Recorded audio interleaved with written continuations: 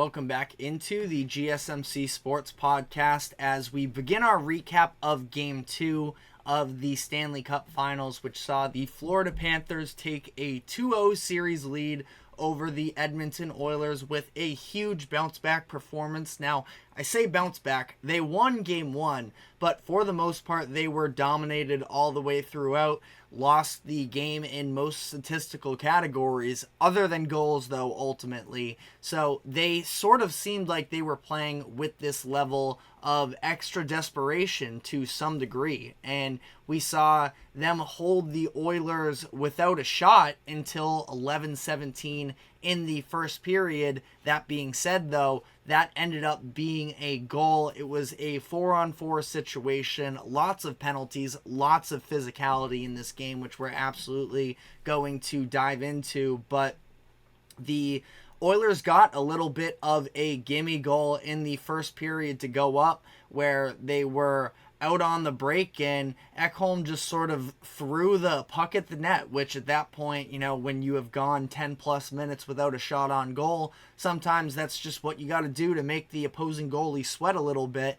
And Bobrovsky, who was flawless in Game 1 with his 32 saves, it just sort of squeaked by him. It went under his arm, through his chest, and ends up netting to give the Oilers a lead there, which was a massive boost for the Oilers in that situation, especially considering the circumstances that were surrounding that goal, where they had just picked up a 5-minute major after Warren Foegele collided with Eetu Luostarinen, and it was knee-to-knee contact. Foegele left his feet a little bit. Luostarinen went down, which probably played an impact in that.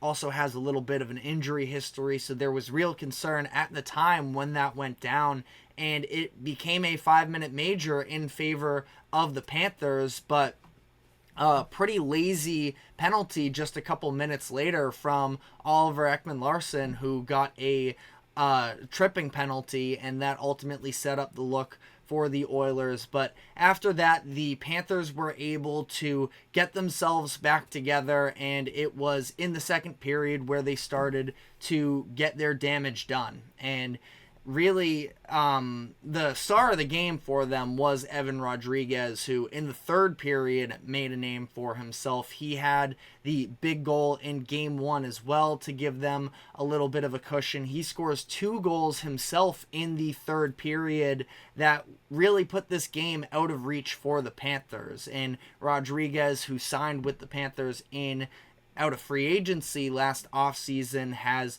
been a massive point of this Panthers attack early on in this series, where they have had their struggles, absolutely, especially on the power play, where we had seen the Oilers kill 34 straight, I believe the number was up to, and the Panthers, through their first 4 power plays, were having no success whatsoever. But Rodrigues talked about it after the game as well, in terms of the level of attack that they need to have on these power play opportunities, because they have been, you could say to some degree, conservative and haven't necessarily been, just firing as much as we've seen them do in the past. He talked about getting too cute with a lot of the passes, which is fair, because even early on in this game, they had some types of opportunities, but we just saw them the Oilers, that is, able to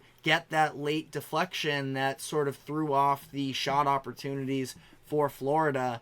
And Rodrigues talked about how they just need to sort of put that out of their head, play almost like it's 5-on-5, because the Oilers are very aggressive on their penalty kill. They're going to attack you, make the right plays, try and get in front of the net and fire on them. And ultimately, Rodrigues, his deflection goal that he had ended up, and that was an example too of it, where it was Lundell, I believe, who was skating down the left side of the ice on the boards, and he just sort of, he got swarmed by defenders, he fired it in front of the net to Rodrigues, who had the deflection goal. So this was a big win for the Panthers because it seemed like they sort of got away with game one. And that's something that we talked about from the Oilers' perspective. As this series goes on, we'll see how it plays out from here, but especially for a team that is having their first finals appearance, the franchise's first in a decade plus, and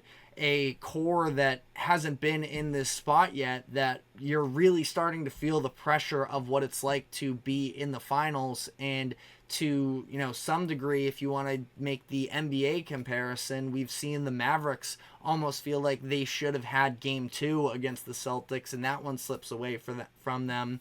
And both the Mavericks and the Oilers still have chances in these series, but they had golden opportunities to take a game on the road and sort of swing the odds potentially in their favor. Both came in as underdogs in these series, and feels like they had a game get away from them. So that is going to be, a tough one to swallow if you are the Oilers. Now, they're going to have an extra day off. They don't play again until Thursday night. So that will hopefully, from their perspective, give them some time to recuperate. But this definitely becomes a conversation with that extra day of rest, because we saw Sasha Barkov, the captain of the Florida Panthers, go down with a head injury at the end of the game during the third period, where Leon Draisaitl jumped off of his feet and threw a little bit of an elbow into his face. He went down, ended up being a minor penalty. Now we'll see how this all plays out.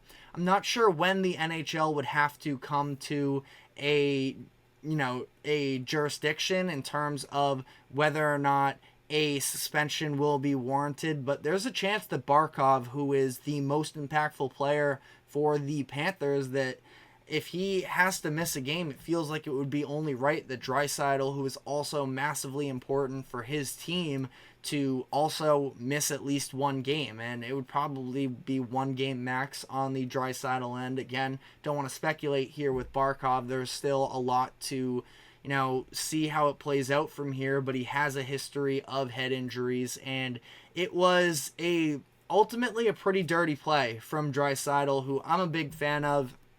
That first line of Edmonton is just so entertaining to watch when they're going full speed, especially when they're on the power play.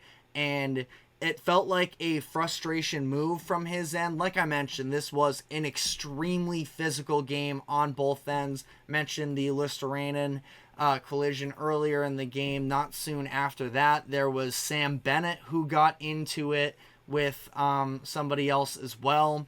And we saw Connor McDavid at one point ramp up his level of aggression going after Matthew Tkachuk. So it is really interesting to see. We mentioned the Stars didn't necessarily want to dance with the Oilers in the same way. The Panthers have been known to step up in that way. So we're going to get an elite level of physicality. Now, hopefully we can stray away from a little bit of the dirty hits that we saw, especially in this game. But ultimately, this is going to be a very physical series, and I'm hoping, for the sake of continuing to watch it play out, that the Oilers can keep this thing alive and can find a way to bounce back. Now, the key to that, I just mentioned the first line, and specifically that power play of Edmonton. They are going to need success from that power play that has been elite, the number one power play in the postseason so far this year, and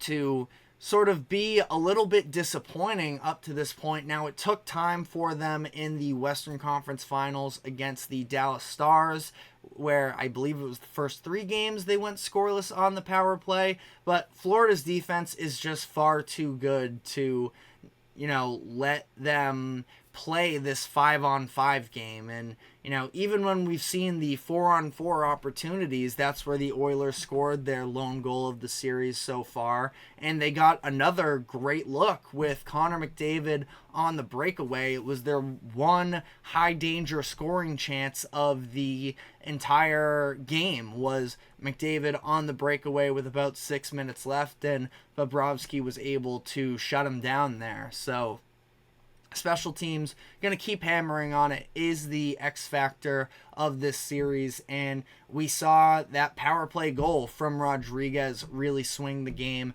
last night. So let me know your thoughts in the comments section as to where this is headed.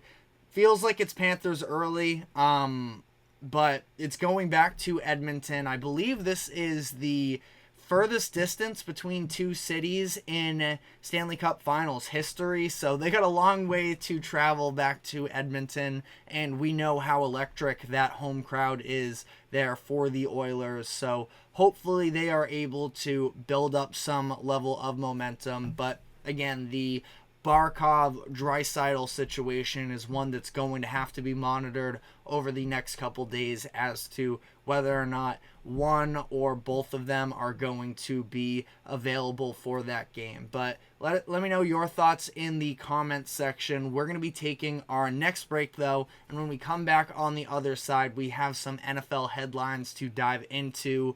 We talked some coaching speculation earlier in the show in the NBA. We got a contract extension from Mike Tomlin. We're going to be talking about whether or not that was the right decision for the Steelers after this quick break. Don't go anywhere.